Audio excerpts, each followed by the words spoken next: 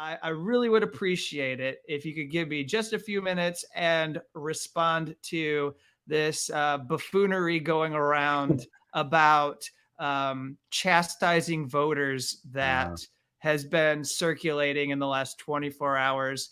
And just because I know you're an authority on it, this, I just want to play this for people because this is, you know, I I'm floored by what this person is saying. And I think it goes to a lot that we've talked about that is kept off the table deliberately.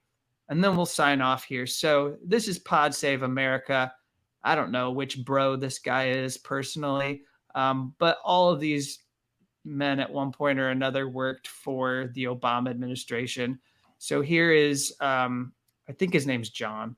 This is him speaking, and he's talking about voting in 2024. People who voted for Jill Stein, just Jill Stein in Michigan, Wisconsin, and Pennsylvania had voted for Hillary instead, Donald Trump would have never become president. That's it. Right. And so, I'm sure there's a lot of Cornel West fans out there. You live in a swing state, you vote for Cornel West, you're helping Trump become president. That's it. And you can say, oh, well, it's Joe Biden's fault. He did this or that. No. It's your decision. You get to decide whether you want to help Donald Trump become president or you don't. And if you want to help him, then you should vote for Cornel West, or you should vote for Joe Manchin and his no label ticket, or you can vote for, RFK Jr. if he decides to run third place. But if you don't want to help Trump become president, you got to vote for Joe Biden. That's it.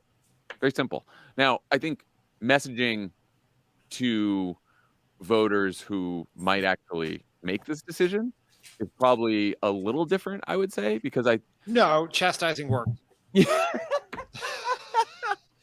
I do think you need to explain why these candidates would not be good candidates for president. I really do, because I think we could get tripped up in that, because I think if you are one of these voters and you hear a bunch of people yelling at you to vote for Joe Biden and because you have to, I don't think it's going to be very effective. And I think you have to say why RFK Jr. is not a good choice, why Cornel West is not a good choice, why Joe Manchin, or whoever it may be, is not a good choice. So that is something that I think Democrats are going to have to figure out in the next year. Yeah, I mean, let me just address the whole Stein 2016. It's incorrect. You look at the exit polls from 2016, which you can present that to these people and they ignore it because they have no interest in being factually correct. It's just partisanship.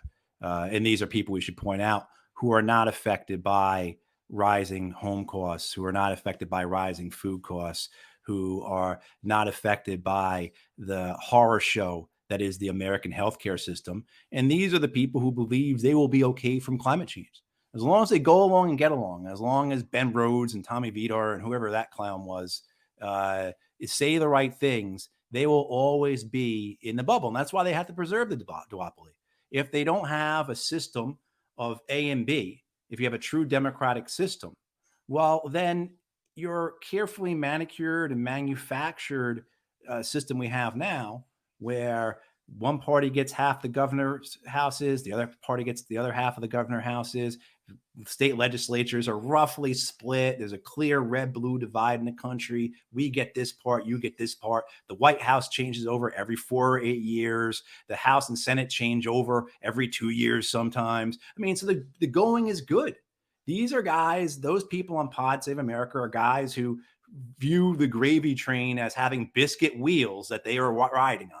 So they have no interest in a discussion about what's the best thing for our democracy, what's the best thing for the tens and tens and tens of millions of people who are excluded from our political process, let alone the actual facts. And just what I'm talking about with the 2016 Stein case is that the exit polls from 2016 showed that 61% of Stein voters would not have voted at all for president.